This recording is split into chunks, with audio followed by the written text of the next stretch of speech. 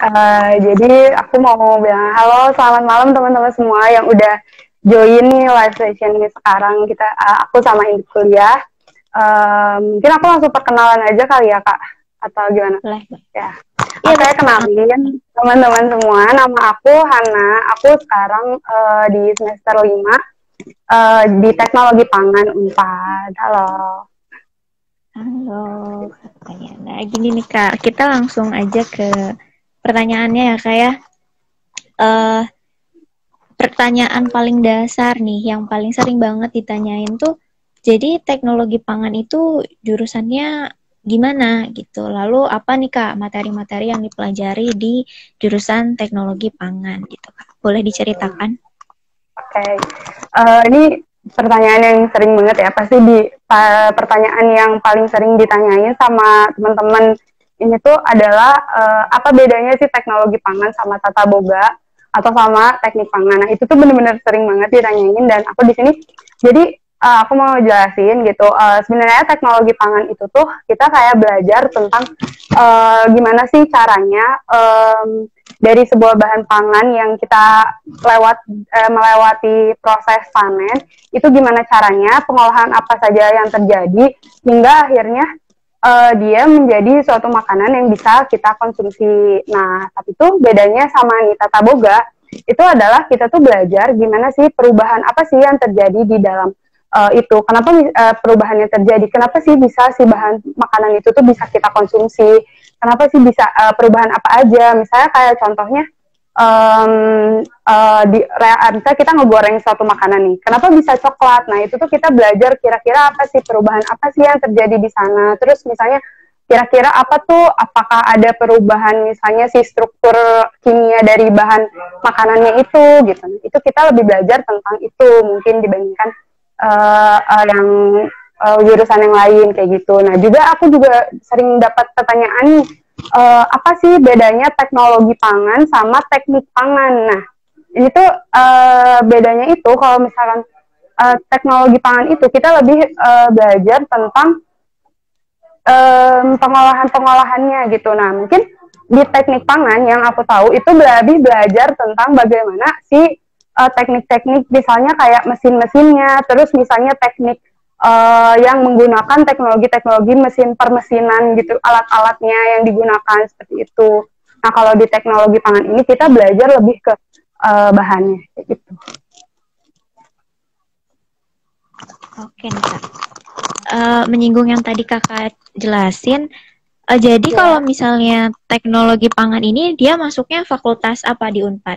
Terus apakah memang ada masaknya juga sama kayak tata boga tadi, ada irisannya gitu, ada persamaan sedikitnya atau gimana? Jadi kalau misalnya di Unpadnya sendiri ini kita teknologi pangan termasuknya ke dalam Fakultas Teknologi Industri Pertanian FTIP Unpad. Nah, untuk masaknya sendiri itu kita nggak yang kayak mungkin kita membuat misalnya kayak bisa di kompor atau gimana gitu, kita nggak belajar ke situ, mungkin kita lebih ke menggunakan kayak contohnya oven atau misalnya ada alat-alat yang sendiri gitu kayak misalnya kita belajarnya lebih kayak pendinginan. Misalnya pendinginannya tuh misalnya kita mau dinginin daging nih, nah kita tuh kayak ngebandingin gitu, misalnya daging yang di kulkas, daging yang di freezer sama daging yang gak didinginin, itu tuh apa sih yang perbedaan di antara mereka kalau disimpan selama 7 hari. Nah itu lebih belajar ke situnya, enggak kita belajar yang gimana mengolah makanan dan gimana mengolah makanan untuk jadi kayak tata boga kayak gitu sih, nggak jadi makanan khusus. Oke. Nah ini nih Kak, alasan Kakak dulu kenapa milih jurusan teknologi pangan? Apakah memang dari SMA-nya udah, aduh pengen banget nih masuk teknologi pangan atau gimana? Oke, jadi alasan aku sebenarnya masuk teknologi pangan itu karena aku mikirnya namanya kita industri pangan gitu, itu industri pangan tuh ya seperti yang kita tahu manusia tuh akan selalu membutuhkan makanan sampai kapanpun gitu. Dan aku mikirnya industri pangan itu nggak akan mati gitu selama manusia membutuhkan makanan. Makanya aku mikir kayaknya industri makanan itu prospek sih untuk kedepannya. Oke. Nah, pengumpulan informasi tentang jurusan teknologi pangan ini memang secara mendadak ketika mau daftar atau memang dari jauh-jauh hari nih Kak, dari kelas 1 SMA misalnya sudah difikirkan atau gimana? Oke. Jadi awalnya aku mikir nih, dulu tuh waktu aku SMA aku tuh nggak begitu suka sama pelajaran yang banyak menghitung kayak fisika, matematika itu aku kurang suka. Nah, aku mikir nih kira-kira apa ya mata kuliah yang kira-kira apa sih jurusan yang nggak terlalu banyak yang misalnya jurusan yang masih lumayan aku minati gitu, jurusan yang kira-kira aku bisa menjalaninya itu apa. Nah, terus ketika aku cari-cari misalnya alternatifnya, nah misalnya alternatifnya, jujur dulu aku tuh pilihan pertama itu aku milih kedokteran, bukan teknologi pangan.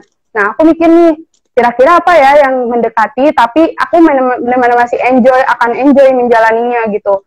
Nah, ya udah aku pilih teknologi pangan gitu. Dan ketika aku ada di teknologi pangan, oh ya ternyata aku enjoy gitu menjalani. Oke. Gini Kak, menyinggung tentang tadi yang prakteknya segala macam nih Kak, bisa lebih diceritakan nggak sih Kak, mata kuliah yang paling berkesan di jurusan Kakak atau praktikum-praktikumnya itu gimana? Apakah di lab, apakah di luar lab, bagaimana gitu Kak? Boleh diceritakan? Oke, jadi ya benar banget tadi di teknologi pangan itu benar-benar erat banget sama yang namanya praktikum. Itu benar-benar kita waktu kemarin aku semester 3 itu benar-benar bisa dari 7 mata kuliah itu 5-nya tuh praktikum, 6-nya praktikum bahkan. Jadi kayak benar-benar setiap hari ketemu lab lagi, laporan lagi dan itu banyak banget praktikumnya. Lalu menurut aku yang paling berkesan itu praktikum ada satu mata kuliah namanya PAP. Jadi kita tuh di situ selama 7 hari kita harus mengamati nih kira-kira perubahan apa yang terjadi misalnya pada buah, terus perubahan apa yang terjadi pada daging, pada ikan. Nah, ketika kita udah mengamati misalnya di hari ke-7, nah itu kita tuh bisa misalnya nih kayak waktu itu aku ingat banget aku ngamatin mangga.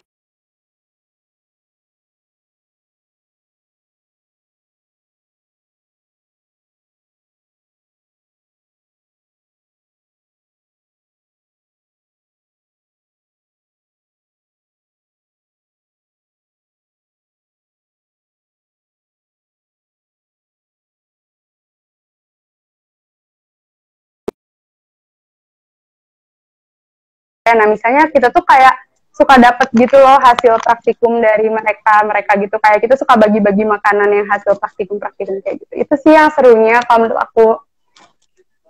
Oke. Nah, ini nih Kak, menyinggung tentang praktikum. Laporannya itu gimana nih Kak? Apakah memang banyak juga, bentuk laporannya seperti apa gitu Kak? Bisa dijelaskan? Oke. Jadi kalau bentuk laporannya itu benar-benar yang sama kayak yang udah kita pelajari dan kita lakuin, itu benar-benar sama. Jadi kalau kita pelajari misalnya kita tuh tahapannya gini, kita pelajari di kelas, terus nanti kita akan mendalami itu di praktikum. Nah, kemudian nanti pemahaman kita mungkin akan diuji melalui laporan praktikumnya. Gitu. Kalau misalnya sebenarnya itu benar-benar menurut aku yang paling ngena bang, maksudnya yang paling ngena dan gimana caranya bisa memahaminya itu ya pas lewat praktikumnya dan laporannya itu kayak bukan sebenarnya udah ada kayak pendomannya gitu-gitu dan kita juga ada asisten laboratorium yang kayak selalu membantu gitu, jadi sebenarnya untuk laporan praktikum gitu nggak sulit itu sih. Oke, laporannya tidak terlalu memberatkan, tapi yang paling dicari pengalaman ketika praktikumnya ya Kak ya. Nah, ini nih Kak, kalau misalnya di jurusan teknologi pangan ini, apakah nanti ada kelompok keilmuan lain di semester selanjutnya, atau kita sebutnya kelompok peminatan lebih menjurus, atau gimana nih Kak? Oke, jadi kayak yang tadi aku di awal udah ngejelasin, ini yang membedakan teknologi pangan sama teknik pangan. Nah, jadi kalau misalkan di teknik pangan itu belajar kayak tentang permesinan atau misalnya kayak teknologi apa untuk apa. Nah, di kita juga belajar di teknologi pangan. Cuma itu tuh menjadi salah satu bidang kajian, jadi salah satu peminatan di kita. Namanya itu di keteknikan pengolahan pangan. Jadi sebenarnya di teknologi pangan Unpad sendiri ini tuh kebagi jadi 4 peminatan 4 bidang kajian. Yang pertama ada keteknikan pengolahan pangan, dia yang kayak belajar tentang mesin-mesin misalnya dan segala macam perubahan fisiknya, lebih ke fisik gitunya. Lalu ada teknologi pengolahan pangan. Jadi teknologi pengolahan pangan itu belajar tentang kayak khusus, misalkan salah satu contohnya ada teknologi pengolahan kopi, teh, dan kakao misalnya kayak gitu. Terus ada juga yang ketiga ada mikrobiologi pangan, belajar tentang proses mikrobiologis yang terjadi misalnya disebabkan oleh bakteri gitu dan makhluk-makhluk hidup lainnya kayak kapang, jamur, kayak gitu-gitu. Terus yang terakhir ada kimia pangan, itu lebih belajar tentang struktur dan perubahan kimia yang terjadi di makanan. Oke, kalau kakak sendiri ambil peminatan apa nih kak? Nah, kalau di teknologi pangan itu nggak menjurus, yang di teknologi pangan Unpad itu kita nggak menjurus ngambil bidang kajiannya apa gitu, cuma aku sekarang udah ngambil mata kuliah pilihan kan. Nah, aku ngambil mata kuliah pilihannya itu sendiri lebih ke teknologi pengolahan, ya ke bidang kajian teknologi pengolahan pangan sih. Aku ngambil teknologi pengolahan roti kue. Oke, nah itu berarti mata kuliah itu ada di semester 5 ya kak ya? Iya, iya. Jadi kalau di teknologi pangan Unpad sendiri emang peminatannya mulai di semester 5 kayak gitu. Oke nih kak, kakak bisa nggak cerita tentang dulu masuk Unpad, jalur masuknya lewat apa, SBMPTN atau SNMPTN, dan bisa kasih info nggak ke teman-teman ke Camaba kalau di Unpad itu nerima berapa jalur masuk, terutama teknologi pangan. Oke, jadi kalau aku sendiri waktu tahun 2018 aku masuk ke Teknopang ini di pakai jalur SBMPTN. Nah sebelumnya aku udah coba juga di SNMPTN, aku milih teknologi pangan, cuma waktu itu nggak lolos dan akhirnya aku daftar di SBMPTN. Lalu untuk penerimaannya sendiri ini di teknologi pangan biasanya rata-rata tahun ke tahun itu jumlah menerimanya ada sekitar 100 sampai 120 orang per angkatan kayak gitu, dan setahu aku nggak pernah lebih dari 120 orang. Oke, ini nih Kak bisa share website yang bisa dicek sama teman-teman yang mau daftar, biasanya ada di mana gitu Kak?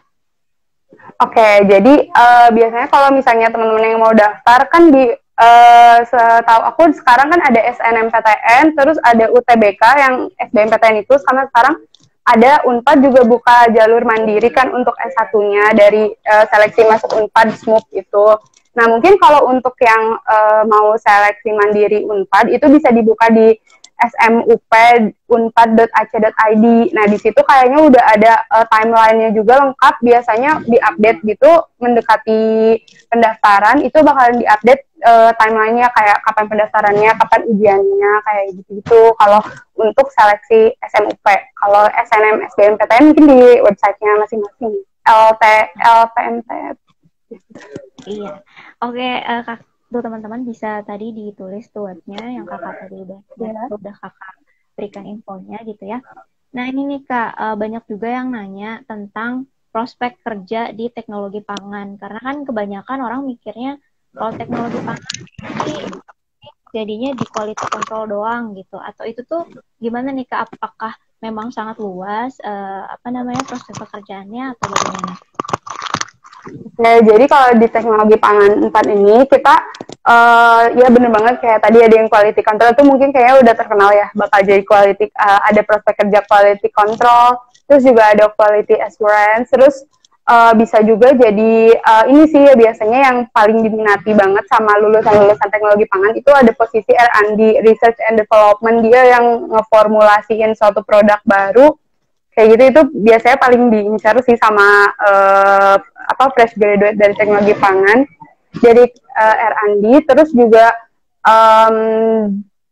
sebenarnya kita lebih ini sih, kita juga di selama perkuliahan ini bukan dituntut, diarahkan sebaiknya memang membuka peluang usaha, membuka lapangan pekerjaan itu sendiri kayak gitu. Sebenarnya kan iya kita juga sekarang udah masuk ke zaman sekarang dimana emang lebih baik kita untuk membuka pekerjaan sendiri. Cuma biasanya kalau untuk prospek kerja kedepannya itu di situ, dan ada juga beberapa yang kayak perusahaan pangannya itu tuh nggak sebatas perusahaan yang industri pangan kayak yang kita tahu masih menghasilkan produk-produk pangan gitu. Itu juga dari lulusan teknologi pangan juga kita bisa masuk ada ke perusahaan bahan baku kayak yang dia yang menyediakan atau yang mengimpor misalnya vitamin kayak gitu-gitu yang menyediakan bahan bakunya sendiri kayak gitu. Berarti banyak ya Kak ya prospeknya luas Ya. gitu, nggak cuman kayak tadi di quality control aja atau di quality assurance saja. Nah ini nih Kak, ada saran atau enggak apa ya tips nih buat maba-maba yang udah masuk ke jurusan teknologi pangan untuk bisa bertahan nih selama 4 tahun ke depan, ada tipsnya nggak nih?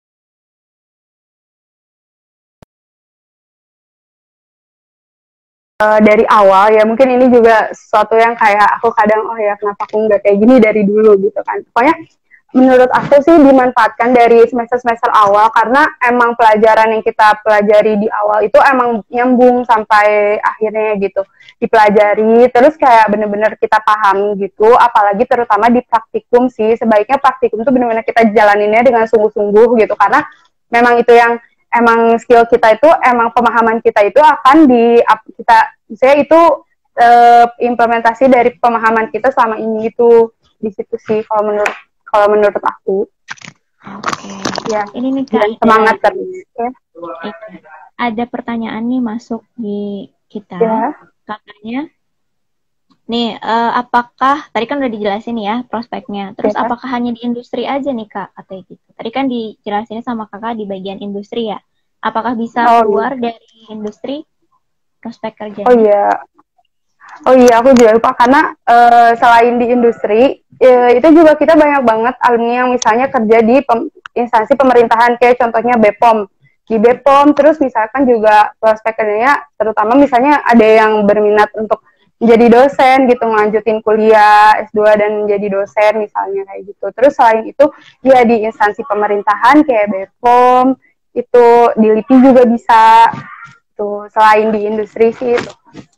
Oke, udah dijawab ya pertanyaannya. Nah, sekarang tipsnya nih Kak buat camaba yang masih kebingungan cari-cari jurusan, masih banyak nyari info nih gimana masih saran supaya mereka nggak salah jurusan. Oke. Jadi kalau dari aku sih benar-benar harus tahu banget kira-kira apa yang teman-teman inginkan, apa yang teman-teman kira-kira bisa jalaninya dengan enjoy. Karena menurut aku perkuliahan yang kita emang awalnya suka dan kita kira-kira enjoy aja, terkadang kita masih sulit gitu untuk menjalannya karena benar-benar banyak banget rintangannya selama kita kuliah gitu dan itu nggak kebayang selama kita SMA. Nah makanya menurut aku penting banget sih untuk tahu kira-kira apa yang kita